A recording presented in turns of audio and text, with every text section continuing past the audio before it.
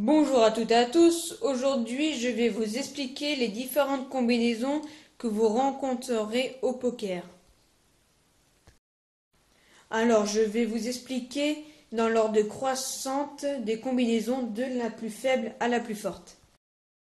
Donc imaginez-vous que vous êtes ici et votre adversaire ici. Il n'y a aucune paire, aucun quinte flush royal, etc. Il n'y a rien du tout, ni carré, ni double paire.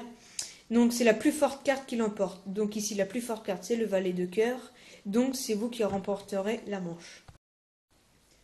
Deuxième combinaison, la paire. Donc deux cartes de la même famille. Donc peu importe, 2-2, 2-4, 2 rois, 2 as, peu importe.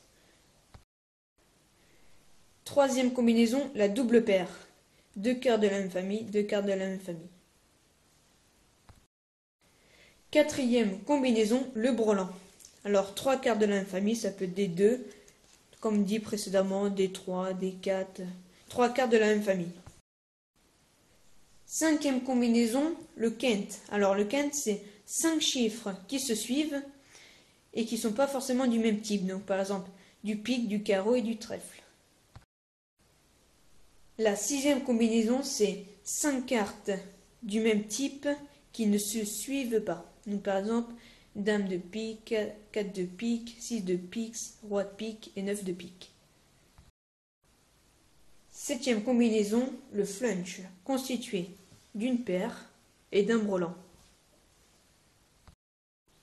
Huitième combinaison, le carré, constitué de 4 cartes de la même famille.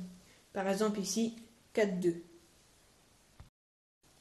La neuvième combinaison, constituée de 5 cartes du même type et qui se suivent, donc 2, 3, 4, 5, 6 de trèfle.